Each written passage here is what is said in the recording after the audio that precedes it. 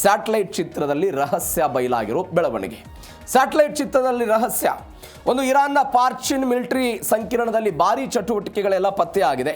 ಹಾನಿಗೊಳಗಾದಂತಹ ಪರಮಾಣು ಕೇಂದ್ರಗಳ ಪುನರ್ ನಿರ್ಮಾಣಕ್ಕೆ ಇರಾನ್ ಎಲ್ಲ ಸಿದ್ಧತೆ ಮಾಡ್ತಾ ಇದೆ. ಫಿಕಾಕ್ಸ್ ಪರ್ವತದ ಭೂಗತ ಸುರಂಗಗಳಲ್ಲಿ ವಾಹನ ಸಂಚಾರಗಳೆಲ್ಲ ಆಗ್ತಾ ಇದೆ ಅಂತ ಸದ್ಯಕ್ಕೆ ಬರ್ತಾ ಇರುವಂತಹ ಡೀಟೇಲ್ಸು. ಇರಾನ್ನ ಅತ್ಯಂತ ಸೂಕ್ಷ್ಮ ಸೇನಾ ನೆಲೆ ಪಾರ್ಚಿನ್ ಮಿಲಿಟರಿ ಸಂಕೀರ್ಣ ಇದು. ಇಲ್ಲಿ ಒಂದು ಚಟುವಟಿಕೆಗಳು ನಡೀತಾ ಇದೆ ಅಂತ ಸ್ಯಾಟಲೈಟ್ ಚಿತ್ರಗಳ ಮುಖಾಂತರ ಎಲ್ಲ ಗೊತ್ತಾಗಿದೆ. ಅಂದರೆ ಇರಾನ್ ತನ್ನ ಪರಮಾಣು ಮತ್ತು ಕ್ಷಿಪಣಿ ತಂತ್ರಜ್ಞಾನವನ್ನು ಮರುಸ್ಥಾಪನೆ ಮಾಡೋದಕ್ಕೆ ಈಗ ಕೆಲಸವನ್ನು ಮಾಡ್ತಾ ಇದೆ.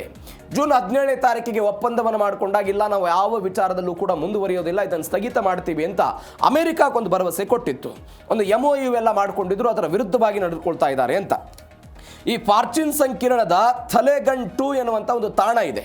ಅಲ್ಲಿ ಚಟುವಟಿಕೆಗಳಾಗ್ತಾ ಇರೋದೆಲ್ಲವೂ ಕೂಡ ಸ್ಯಾಟಲೈಟ್ ಮುಖಾಂತರ ಗೊತ್ತಾಗಿದೆ. ಅಂದರೆ ಇರಾನ್ ಪರಮಾಣು ಬಾಂಬ್ಗೆ ಬಳಸಬಹುದಾದಂಥ ಎಲ್ಲ ಸ್ಫೋಟಕಗಳನ್ನು ಅಮೆರಿಕಾದ ದಾಳಿ ಮಾಡುತ್ತೆ ಎನ್ನುವ ಕಾರಣಕ್ಕಾಗಿ ಯಾರಿಗೂ ಕೂಡ ಗೊತ್ತಾಗದಂತೆ ಸಂಗ್ರಹ ಮಾಡ್ತಾ ಇದೆ ಅಂತ ಪಾಶ್ಚಿಮಾತ್ಯ ಗುಪ್ತಚರ ಸಂಸ್ಥೆಗಳು ಕೊಟ್ಟಿರುವಂಥ ವರದಿ, ಒಂದು ಬೆಳವಣಿಗೆ. ಅದಾದ ನಂತರ ಅಮೆರಿಕ ಮತ್ತು ಇಸ್ರೇಲ್ ನಡೆಸಿದ್ದಂತಹ ಬಂಕರ್ ಬಸ್ಟರ್ ಬಾಂಬ್ ದಾಳಿಗಳಿಂದ ಒಂದು ದೊಡ್ಡ ಕಂದಕಗಳೆಲ್ಲ ಬಿದ್ದಿತ್ತಲ್ಲ, ದೊಡ್ಡದಾದಂತಹ ಕಂದಕಗಳು ಬಿದ್ದಿತ್ತು. ಆ ಎಲ್ಲ ಕಂದಕಗಳನ್ನು ಕೂಡ ಇರಾನ್ನವರು ಮುಚ್ತಾ ಇದ್ದಾರೆ.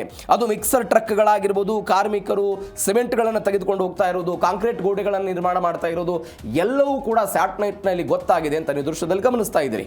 ಇದೆಲ್ಲವೂ ಕೂಡ ಗೊತ್ತಾಗಿದೆ ಅಂತ ಅಮೆರಿಕಕ್ಕೆ ಗೊತ್ತಾಗ್ತಾ ಇದೆ.